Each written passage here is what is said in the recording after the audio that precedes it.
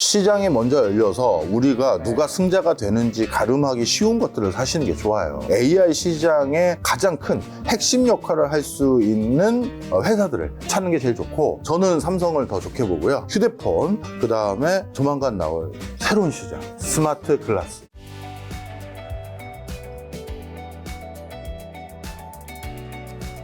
그리고 미국과 유럽연합도 이번에 수입 최강에 대한 관세 50%까지 인상했던데, 이러한 모육지역이 강화하는 세계 경제 국내 수출 시장에 기업이 어떤 파장을 줄까요? 저는 여러 방송에서도 한번 이 부분을 말씀을 드렸습니다만, 이미 전 세계가 준전시 상태로 돌아선 겁니다. 예. 오해하지 마십시오. 준전시 상태라는 게 곧 전쟁이 일어난다는 말씀이세요? 가끔 이제 이 확대 해석하시는 분들이 있는데, 준전시 상태로 전쟁이 일어나더라도 우리는 만반의 준비가 되어 있다라는 걸 잘 해놓으면 전쟁이 안 일어나기도 합니다. 그렇죠. 그러니까 전쟁을 막는 수단이기도 하는 건데요. 그 전쟁을 대비하기 위해서 첫 번째 챙겨야 될 요소가 철강 생산 능력입니다. 조강 생산 능력이라고 흔히 부르는데 그냥 철강 생산 능력이라고 할게요. 지금 전 세계적으로 어떤 현상이 일어났냐면 2차 세계대전 전만 하더라도 2차 세계대전 전만 하더라도 전 세계에서 철강을 가장 많이 생산하는 국가는 영국이었습니다. 그런데 1차 세계대전 직전에 미국이 영국의 생산량에 준하는 수준까지 올라왔고요. 그리고 얼마 지나지 않아서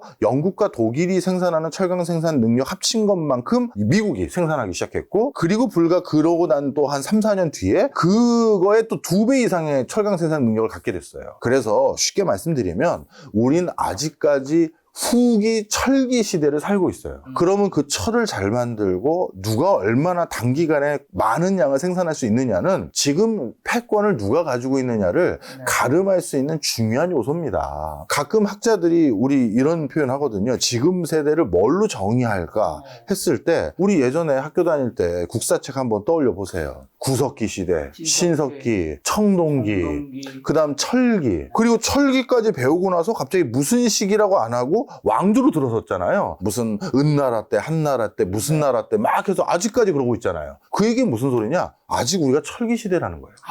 그 철기 시대를 세분화해서 배운 거일 뿐이에요. 물론 일부 학자들은 소수지만 플라스틱 시대를 따로 구분해야 된다. 그게 또 인류의 큰 혁신이었기 때문이다 하긴 하지만, 그래도 철이 근간인 건 아직도 뻔합니다. 우리 주변에 있는 물건들 중에서 지금 철 없으면 이거 다 없어지는 거잖아요. 자, 그래서 지금은 아주 고도화된 후기 철기 시대인데, 이런 상황에서 지금 철강 생산 능력 어떻게 됐느냐? 전 세계 철 생산량의 50%를 중국이 합니다. 그리고 13%에서 15% 가까이를 두 번째가 인도예요. 그리고 러시아가 또 한 10% 안 되게 합니다. 그러면 가장 브릭스에 해계되는 국가 이 세 나라가 전 세계 철강 생산 능력의 70% 가까이를 좌우하는 거예요. 그럼 만약에 이런 상황에서 진짜 전쟁 났어요. 그럼 탱크, 장갑차, 미사일, 전투기 이거 대량 생산해서 쏟아 부어야 되는데 게임이 안 되는 거죠. 그러다 보니 야, 이거 안 되겠다. 우리 제조를 지키는 거는 2차적인 수순이고, 국가 안보와 안위를 위해서라도 자국의 철강 생산 캐파를 실타래 만큼 남은 지금 마지막 그 빗줄기, 그거를 다시 되살려야 된다.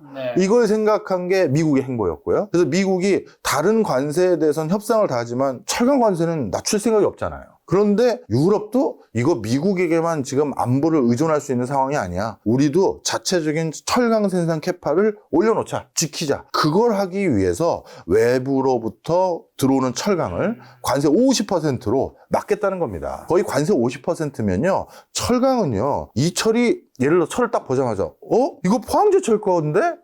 맞출 수가 있을까요? 이건 못 맞춰요. 이거 원자재잖아요. 쉽지가 않습니다. 특수강이나 이런 것들 일부 빼고는요. 그렇기 때문에 이거 그냥 철강에서 가격 50% 더 부과하는 관세 부과하면요, 외국 거 안 받겠다는 얘기예요. 네. 저 지금 미국 시장 많이 여쭤봤습니다. 그래서 미국에서는 주식시장 더 상승 여력이 있다고 해주셨고, 이제는 매출액도 중요하지만 그만큼 중요한 생산성을 봐야 한다고 얘기해 주셨는데, 미국에서는 주식 사야 된다면 AI 주식을 사야 되는 건가요? 아니면 피지컬? AI 주식을 먼저 사야 됩니다. 네. 시장이 먼저 열려서 우리가 누가 승자가 이자가 되는지 가름하기 쉬운 것들을 사시는 게 좋아요. 가끔 너무 먼 미래를 보고 투자하시는 분들이 있는데 경영 현장에서 기업가들과 많이 소통하는 제 입장에서는 어느 기업가도 오너 빼고는요. 오너 빼고 어느 기업가도 3년 뒤를 보고 경영활동을 전개한다? 내 임기가 2년이에요. 임원으로서. 무슨 3, 4년 뒤, 5, 6년 뒤를 보고 경영활동하는 사람이 어디 있습니까? 당장 내가 이번에 목표 이익 맞추지 못하면 나 잘려요. 그래서 이 이익을 보고 뛰는 게 대부분인데 먼 미래 아무도 그거 고려 안 합니다. 이렇게 생각하시는 게 낫고요. 그래서 지금은 피지컬 AI보다는 지금 당장 온라인상에서 디지털상에서 전개되고 있는 AI 시장의 가장 큰 핵심 역할을 할 수 있는 회사들을 찾는 게 제일 좋고, 이거는 우리가 닷컴 시장과 어떻게 보면 게임의 룰이 똑같습니다. 닷컴 시장도 기본적으로 어떻게 했었죠? 본인들의 유저를 많이 확보하고 이 유저를 많이 확보한 이 생태계가 확장성을 더 기르기 위해서 나 혼자 A부터 Z까지 다 하겠다라고 했던 회사들은 다 도태됐습니다. 어떻게 했죠? 오픈소스로 이 생태계에 덕지덕지 붙일 수 있는 외부 생태계의 힘과 그들의 자금과 인력을 활용했거든요. 그게 바로 구글이었고 그게 바로 또 MS였습니다. 그래서 그런 확장성을 많이 열어주는 이 맥락 두 가지로 우리가 누가 더 치고 나갈지를 보면 됩니다. 그리고 그런 회사가 어디인 걸로 판명된다고 했었을 때 보고 나서 투자하셔도 돼요. 왜 꼭 불확실할 때 투자해서, 가끔 우리가 이런 미래의 신시장들은 우리가 잘 모르는 내부적인 악재들이 있어요. 누가 알고 봤더니 회계장부를 조작했대더라. 알고 봤더니 거기에 있는 가입자 수들이 생각보다 허수였대더라. 아니면 내부에 어떤 반목이 생겨서 가장 핵심적인 엔지니어들이 다 이탈했대더라. 이런 것도 주가에 악영향이지 않습니까? 그래서 너무 초기에 들어가서 내가 10배거가 아니라 100배거를 하겠다 이렇게 생각하지 마시고 마음 편하게 투자하시길 전 권해드리는 편이고요. 그럼 약간 승패가 어느 정도 됐을 때 내가 지금 후보군 한 6, 7개 추리신 다음에 저기다 투자하면 되겠네 라고 생각하고 하나만 또 투자하지 마시고 2, 3개, 항상 시장에서는 2, 3등까지 살아남을 수 있으니까요. 그렇게 가져가시는 게 훨씬 낫지 너무 일찍 조바심 낼 필요 없어요. 자, 국내 주식으로 오면 코스피 3,500 어느새 돌파해서 상승을 이어가고 있죠. 지금은 이제 휴장이지만 이런 상승의 핵심 동력은 반도체 실적 때문인 건가요? 정부의 증시 보양책 효과로 봐야 되는지, 그리고 연말에 더 오른다는 얘기도 굉장히 많은데, 야, 올해 어디까지 갈 수 있을까요? 올해는 더 상승 여력이 높아 보입니다. 일단 정부의 증시 부양책도 효과성이 좋았고요. 그리고 계속 얘기하지만 원래 정부를 국회라고 지칭하면 안 되는데 지금은 국회가 정부의 기능을 많이 가져갔습니다. 그러다 보니 국회 입장이 정부의 입장이다라고 해도 과언이 아니에요. 그런데 내년에 선거까지 있기 때문에 증시에 대해서는 더 적극적으로 부양할 수 있는 소스들을 많이 만들어낼 겁니다. 그런데 3,500을 넘어가는 이 깔딱고개 마지막에서는 반도체 분야에서 불어오는 훈풍이 굉장히 주요했던 건 분명한 사실이에요. 우리나라 코스피에서 삼성전자와 하이닉스가 차지하는 가중치가 거의 반 좀 안 되는 수준이다 보니까 반도체 증시가 안 오르고 코스피가 3,500, 4,000을 간다? 이건 말이 안 되는 거거든요. 그건 다른 주식이 3배 올랐다는 얘기가 되는 거예요. 그래서 지금은 반도체 증시에 불어오는 훈풍이 오늘도 좋았습니다. 이런 훈풍들이 좋았기 때문에. 오늘 좋았다고요? 언제 방송할지 몰라서 해본 소리예요. 앞으로 좋을 거니까요. 네. 기대감을 가져주세요. 알겠습니다. 저희 지금 휴일에 녹화하고 있습니다.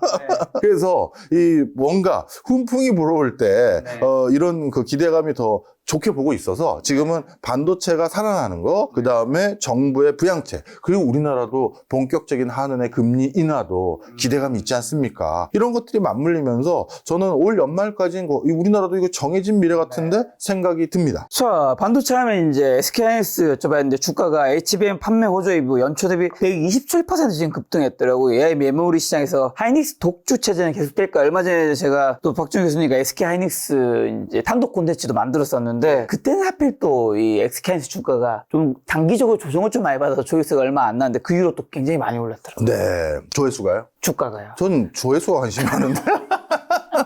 주가가 오르면 조회수가 다시 오르겠죠. 그렇군요. 네. 그 뒤로도 호재는 많이 있죠. 그렇지만 이제 HBM 독주다라는 단어를 가지고 주가가 오르는 건 슬슬 끝나가는 것 같아요. 제가 오늘 족보를 하나 봤는데 삼성전자가 이제 엔비디아의 납품이 결정된 걸로 아, 정말요? 네, 다시 한 번만 확인해 보겠습니다. 지금 SK하이닉스는 39만 5,500원이네요. 지금 가격이 40만 원을 돌파하기 직전이네요. 삼성전자가 그런 일이 있었나요? 단독이라고 뉴스원에서 나왔습니다. 네. 탑재 확정. 확정. 젠슨항 서신 보냈다. 네. 그럼 딴 데서는 왜 뉴스가 별로 없죠? 오보일 수도 있겠네요. 단독이니까. 아니, 딴 데서는 안 보이는 것 같아서요. 그쵸? 아마 연휴 기간이라서. 아, 연휴 기간이라서. 네. 삼성전자인데? 삼성전자 기사가 이렇게 안 퍼지기 쉽진 않아요. 어쨌든 여러분 여기 10시간 전에 뉴스원에서 나왔고, 네.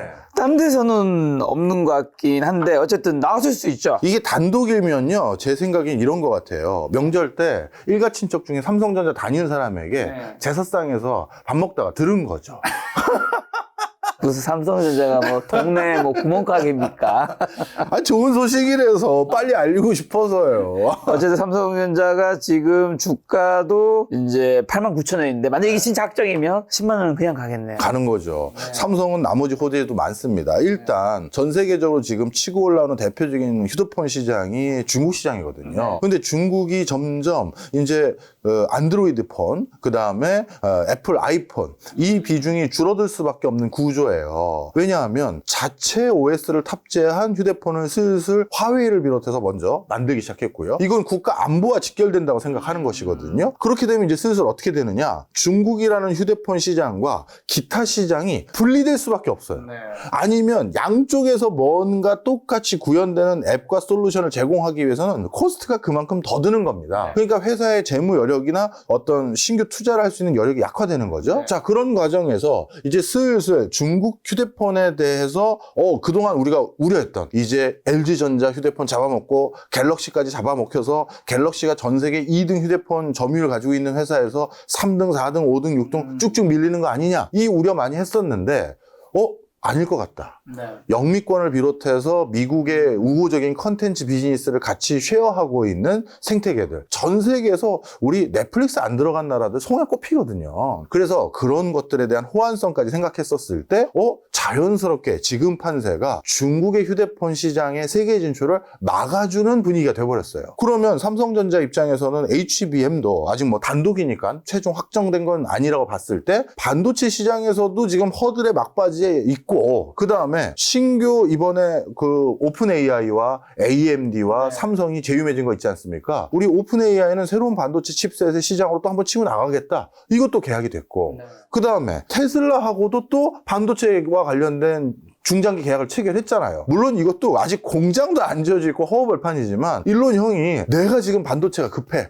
내가 공장 그거 어떻게 해야 될지 제조 현장 가서 하나하나 나도 디렉팅 하면서 얘기해 줄게. 이런 수준까지 온 거거든요. 자, 그래서 결론부터 말씀드리면 전 세계에서 반도체가 더 필요해진 시점이 돼버렸어요. 그런데 중국 거는 못 쓰게 됐거든요. 그러면 이제 남은 거는 바로 TSMC하고 삼성하고 SK하이닉스가 유일해요. 그런데 종합 반도체 회사는 SK하이닉스는 아직 아니거든요. 그러면 삼성에게 어쩔 수 없이 많은 고객들이 달려갈 수밖에 없는 거예요. 그냥 간단히 말씀드리면 이겁니다. 김 작가랑 우리 그럴 때도 있잖아요. 가끔 우리 어디 지방에 놀러 가거나 해외 갔어요. 근데 어디 유명한 맛집이라고 해서 딱 갔는데 줄이 1시간이야. 근데 우리 다음 일정이 있어. 그럼 우리 어떻게 합니까? 형, 옆에 있는 집에 여기서 그냥 먹고 가자. 그렇죠. 이렇게 되잖아요. 네. 바로 그 옆집이 삼성전자 같은 역할이에요. 지금 손님들이 급하니까 찾아오는 겁니다. 그래서 저도 뭐 몇 가지 방송에서 그때 5만 원 안 될 때였는데 전 당분간 가져갈 거다 했던 이유가 지금 상황이 이래요. 그럼 삼성전자, 하이닉스를 둘 다 좋게 보지만 지금은 삼성전자가 더 좋아 보인다가 정확한 입장이시겠네요. 저는 삼성을 더 좋게 보고요.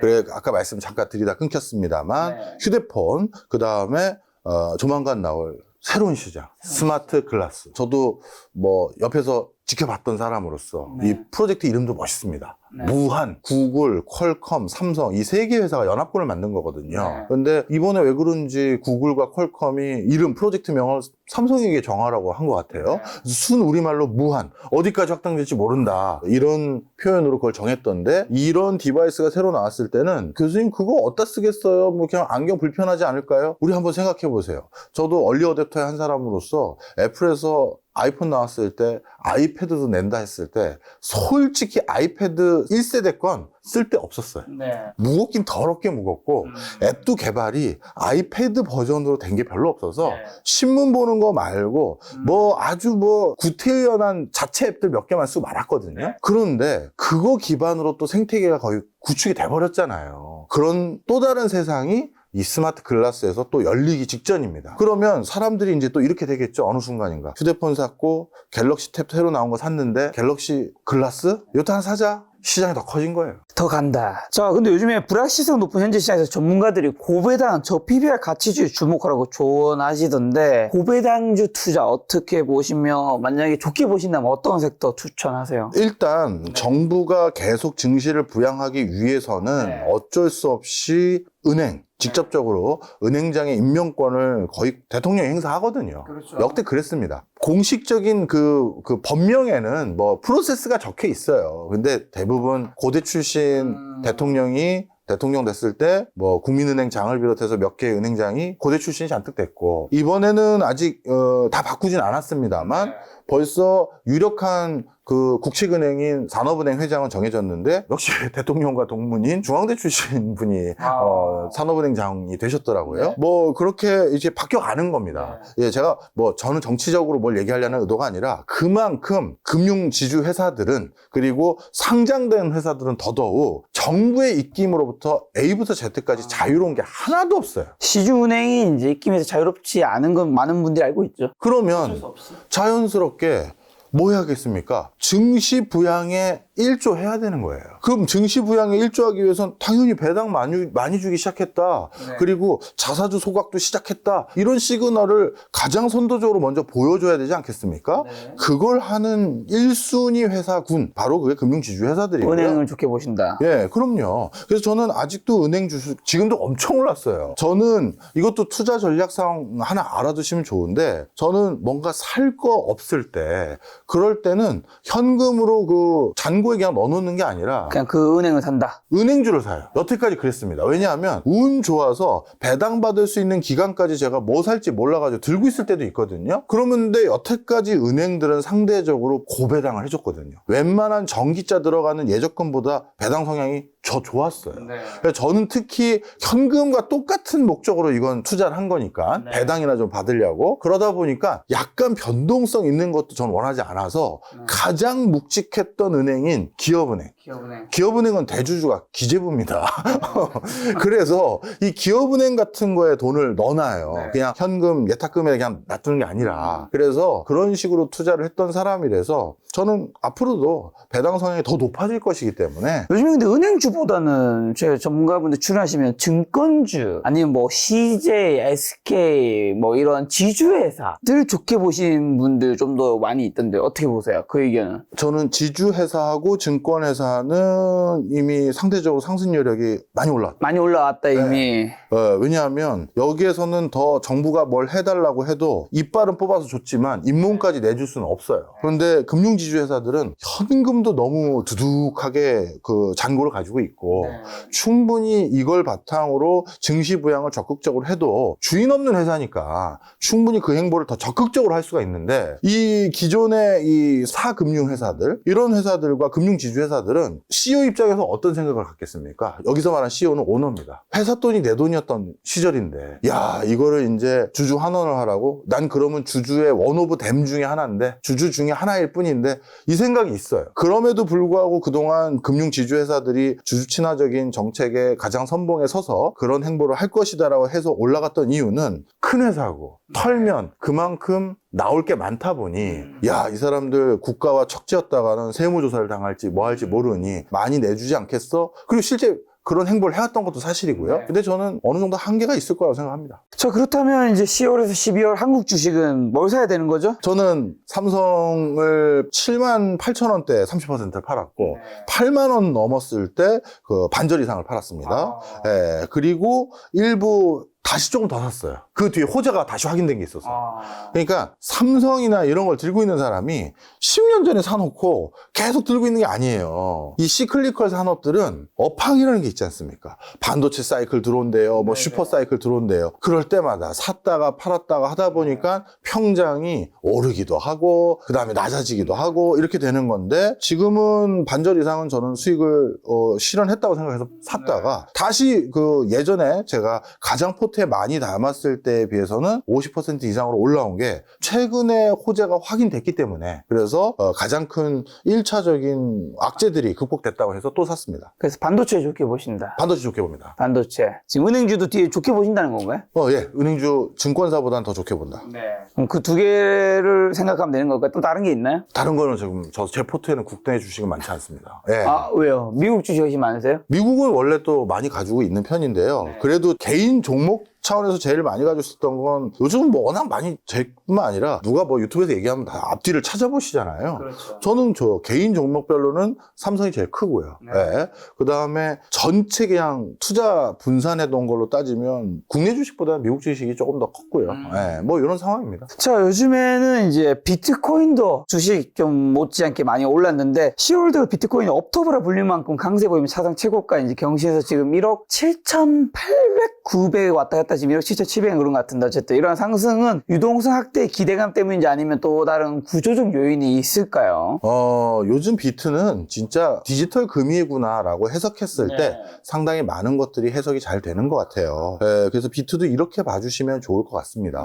어떻게 보시는 게 좋으냐면 일단 달러, 그 다음에 금, 이 기존의 가장 큰 안전자산들과 비교 분석을 하는 게 흐름이 제일 잘 보입니다. 상대적으로 기준금리 인하를 통해서 달러 가치가 약세로 전환될 것 같으니까 그거에 비해서 상대적으로 기준금리 인하의 영향을 덜 받는 비트코인에 대해서 강세 기조가 보여지는 흐름 일부 있었고요. 그리고 국제적인 불안전성, 예를 들어서 많은 국가가 권위주의적인 정부로 돌아서고 있고 부자들에 대한 추가적인 증세라든가 부자들에게 추가적으로 세금을 더 걷어라라고 하니까 공식적인 루트가 아니라 비공식적인 방법으로 자산을 숨겨놓거나 자산을 은닉하거나 아니면 음성적인 비즈니스로 거래하고 싶은 니즈가 더 강해지거든요. 그런 관점에서 지급결제 수단으로 가장 각광받는 건 여전히 비트코인입니다. 그래서 그런 불확실성에 대한 비트코인에 대한 강세 기조, 그 다음에 전 세계적으로 또 이 불확실성이 같이 높아지니까 금도 올랐지만 여기서 말하는 불확실성 중에는 어떤 게 있냐면요, 우리나라에서도 이번에 드러났잖아요. KT에서 소액 결제가 내가 하지도 않았는데 결제가 됐다는 거예요. 그리고 롯데카드도 털려가지고 알고 봤더니 사실 롯데카드는 지금 롯데그룹 게 아니에요. 그런데 롯데그룹 주식들도 영향을 받거나 회사 악영향이 미치고 이만큼 시장 자체의 불확실성이 커집니다. 그런데 지금 김 작가님도 거의 부동산 빼고는 그 나머지 전 재산이 디지털화되어 있지 않으세요? 디지털화돼 있죠. 뭐 현금으로 가지고 있는 건 없죠. 네. 저 금고에는 금괴 몇 개 빼고는 뭐 없는 거잖아요. 금고 없습니다. 안 넣어오네요. 자. 제가 금고를 안 사는 이유가 있습니다. 왜 안 샀죠? 여러분 꼭 명심하셔야 금고를 사잖아요. 네. 저는 약간 세상을 그 깨끗하게 보지 않거든요. 그래서요? 그래서 샀잖아요. 네. 주문 누군가 해줄 거잖아요. 배송이 가겠죠. 네. 그 사람한테 제 연락처랑 주소가 있을 거잖아요. 네. 금고를 사는 사람은 왜 사겠어요? 그 안에 뭔가 넣을 게 있으니까 사는 거 아니겠어요? 네. 내가 무언가를 가지고 있다는 게 드러나는 게 아닌가 오히려. 그러니까 금고가 없으면 이 집에 뭐 귀중한 게 있겠어 생각할 텐데 금고가 있으면 이 집에는 금이나 뭐나 있겠다 이러면서 그냥 뭐 쓰잘데기 없는 소리입니다 사실. 요거는 그냥 참고삼아 말씀드리면 생각보다 금고 시장을 잘 몰라서 그러시는 것 같아요. 생각보다 집에 금고를 가지고 있는 사람이 굉장히 많아요. 많은 건 알고 있어요. 예, 그러다 보니까 그 아주 소수면 타겟팅이 되겠죠. 그렇지만 많기 때문에 그 자체가 마치 은행 계좌 개설한 것 수준 정도밖에 안 된다는 게 하나 필요하고요. 그리고 금고는 사이즈가 중요합니다. 우리 같은 잔챙이들이 사는 금고 사이즈는 타겟이 아니에요. 그렇죠. 네. 집에 있으셨나 봐요. 이건 어떻게 보면 들고 갈 수 있으니까 타겟인가? 금고는 위치 추적됩니다. 그 들고 가는 게 소용이 없습니다. 하여튼 다시 돌아와서 그래서 금과 같은 것들이 안전자산으로 가지만 그런데 그 금 가는 거 말고 또 지금 전 세계적으로 해킹이나 이런 디지털 분야에서의 또 뭐랄까요? 불확실성이 높아졌잖아요. 그렇기 때문에 비트코인 말고 금이 뜨는 이유는 또 그거예요. 자, 그래서 비트코인은 호재와 악재가 좀 섞여 있는 거죠. 너무 디지털되어 있고 이거는 국가의 거버넌스 관리 체제에서 살짝 벗어났기 때문에 해킹당한다고 해서 온전히 내가 누군가에게 하소연하기도 약간 조금 덜 애매모호하고 그런 상황이다 보니까 뭐 전체적인 판단이 이렇습니다. 저 근데 미 연방정부 셧다운 있었잖아요. 그리고 난 다음에 비트코인 가격이 더 올랐었는데 혹시 요게 두 개가 관련이 있나요? 관련이 있다고들 해석을 많이 하죠. 이제 셧다운이 될 만큼 정부의 재정 압박이 커졌고 예산에 대해서 이제 수습도 안 되는 상황이구나. 그렇다면 남은 행보는 결국 셧다운이 계속될 수는 없으니 국채 더 발행하고 달러가 더 가치가 떨어질 수밖에 없구나. 그러면 이거는 달러 가치 약세, 비트코인 강세 이렇게 예상할 수 있겠다. 이렇게 바라보는 부분이 있는 거죠. 자, 그럼 비트코인 인플레이션 같은 경제 위기의 새로운 해치 수단이 될까요? 이건 뭐 이미 되고 있죠? 되고 있습니다. 아, 그리고 셧다운 기간 동안에요. 지금 그거와 맞물리는 건데 어떤 일부 결제는 정부에서 약간 그걸 서포트 해줘야 결제 프로세스가 진행되는 파트들이 있거든요. 근데 전부 핵심 인력 빼고는 다 셧다운 된 것 때문에 일을 안 하잖아요. 그래서 뭐 중장기 거래했던 사람들 중에서 그 뭐랄까요? 지금 급전이 필요해서 지금 빨리 결제를 해줘야 내가 그 다음 돈을 메꿀 수가 있는데 이거 큰일 났네 했던 사람들은 비트코인으로 결제를 받아줬대요. 그래서 이 셧다운이 비트코인과 아주 직접적인 관계도 있는 거죠. 네, 그렇게 생각하시면 좋을 것 같고 그 얘기는 이미 비트코인은 상당히 많은 안정감을 주는 해치 수단이 돼버렸구나. 올해 초였나요? 이제 교수님께서 작년 말인가 올해 초에 이제 다른 채널과 저희 채널에서도 비트코인 1억 3천 밑으로는 사도 된다 이런 코멘트를 했던 것 같아요. 지금 현재 어쨌든 12만 달러 넘었고 1억 7천 8천인데 어디까지 갈 수 있을까요 이제는? 앞서서도 제 투자 성향이 좀 드러났지만 전 약간 쫄보 성향이 있어요. 그래서 떨어질 때까지 아니면 또 보유했던 종목들에 대한 제가 확신이 있을 때는 다 팔진 않고 계속 수익 매매를 조금씩 합니다. 그래서 뭐 물론 이게 가능한 거는 많지는 않아요. 처음에 아주 초기부터 들어가서 오랫동안 들고 있는 거나 평잔이 되게 낮겠죠. 그죠? 근데 비트코인은 상대적으로 아까 뭐 제가 삼성처럼 뭐 15년, 20년 가까이 계속 우리나라에 증시 투자하면 삼성부터 사는 건 사실이니까요. 그런 수준으로 시작한 게 아니라 제에게 비트코인을 전도했던 전도사님이세요. 접니다. 제가 올해 초인가요? 작년에 후쿠오카인가 뭐 교토 마라톤 갔을 때 끊임없이 계속 얘기했죠. 심상치 않다. 형도 분석을 했을 때 좋다고 생각했고 그리고 심상치 않은 거 얘기했으면 그냥 사. 근데 아니, 그때 이후로 어쨌든 올랐지 않습니까? 올랐죠. 원화로 그래도 한 5에 4, 7천 올랐어요. 7천 더 올랐죠, 지금 시세면. 네. 하여튼, 그래서 제 전도사님이세요. 아니, 왜 분석만 하고 투자를 안 하냐라는 논조시길래 저도 좀 넣었죠. 그래서 한동안 그러더니 빠지더라고요. 맞아요. 그래서 장난삼아 계속 카톡으로 김 작가 오늘도 빠졌다. 김 작가 내일도 빠지니? 하면서 막 장난을 쳤는데 지금은 다시 해피한 상황이 됐는데 맞습니다. 뭐 사실 그때 이제 장난친 거고요. 오를 거라고 저도 그때 예상을 했고 하방이 이제 단단한 상품이 된 것 같습니다. 네. 그 하방이 아무래도 다음 질문 연결될 텐데 기관 투자자들이 비트코인 현물 ETF 자금 유입이 계속되고 있는데 이런 기관 자금의 유입이 비트코인 시장 변동성을 줄이고 안정성을 높이는데 당연히 기여하는 거겠죠. 그렇죠. 그리고 비트코인에 대한 인식 전환으로 이제라도 투자해야겠다는 사람은 점점 늘고 있고 그리고 지난달인가요? 프랑스 정부에서는 지금 프랑스 의회에 입법 계류되어 있는데 아직 통과를 못했죠. 네. 뭐냐 하면 프랑스 원전에서 잉여 전력이 생겼을 때 그걸 기반으로 비트코인 채굴하자. 뭐 이런 법안까지도 지금 발의가 된 상황에서 비트코인에 대한 인식 전환은 많이 됐지만 이제 추가로 캘 수 있는 양은 사실 얼마 안 남았어요. 2,100만 개니까 그렇죠. 지금 거의 한 2천만 개 정도 캐졌던데. 그러니까 이제는 뭐 다른 밈코인들처럼 또 발행되고 또 발행되는 그런 게 아니란 말이에요. 희소해버렸습니다. 그러니 하방은 막혀버렸어요. 그리고 상방은 좀 열려있는 편이고 그래서 제가 비트맥시는 아닙니다. 네, 비트맥시는 아니지만 어느 정도 아직까지 기대감을 무게감을 가질 수 있는 요소들이 너무 커졌다. 그리고 비트코인은 아니지만 스테이블 코인이라든가 다른 코인 시장에 대한 제도권화는 전반적인 코인 시장에 대한 신뢰감과 무게감을 더 주는 요소고, 그럼 비트코인이 더 달려갈 수 있는 요소들이 더 많아지는 거예요. 그리고 아주 특이하게 이더나 다른 스테이블 코인으로 돈 번 사람들이 뭐 부동산 사는 경우도 많죠. 전 부동산을 주로 많이 봤고, 우리 주변에서도 코인으로 돈 번 사람들 다 부동산 많이 취직했잖아요. 근데 그 다음으로 또 많이 가지고 있는 게 이분들이 비트코인이에요. 무슨 삼성전자 주식 사고 이런 거 별로 없어요. 오히려 비트를 더 사요. 그래서 다른 코인 시장에서 돈 번 사람들이 또 재투자하는 대표적인 수단이 비트더라고요. 근데 제 생각에는 가상자산 시장이 앞으로 은행을 잡아먹을지 신용카드를 잡아먹을지 가상자산에서 슈퍼액 같은 게 나올 가능성도 높아지고 있는 세상에서, 그러면 이제는 야, 그쪽에서 돈 번 사람들은 당연히 가재는 개편이라고 비트에 돈 더 넣을 텐데, 저는 상방이 훨씬 더 열린 것 같은데요. 근데 트럼프가 말한 비트코인 전략적 비축 자산은 진행되고 있는 거예요, 이게? 이게 아직은 아니더라고요. 이 법안으로 통과돼서 실제 그렇게 되고 있는가 봤더니 그 뒤에는 실질적인 행보가 지금 잠깐 막혀 있고요. 그래서 사실 초반에 우리 트럼프 대통령 취임했을 때는 코인 대통령이라고 생각해서 우리 기대감을 많이 가지고 있었는데 뭐 특별히 없었죠. 오히려 지만 한탕하고 지만 수조 원 벌고 갔잖아요. 네. 그래서 오히려 실망감이 컸습니다만, 이미 코인 시장의 생태계에 너무 우수하고 영민한 사람들이 많이 들어왔고, 자체적인 힘빨로도 충분히 지금 상승 기조를 이어가고 있는 분위기입니다.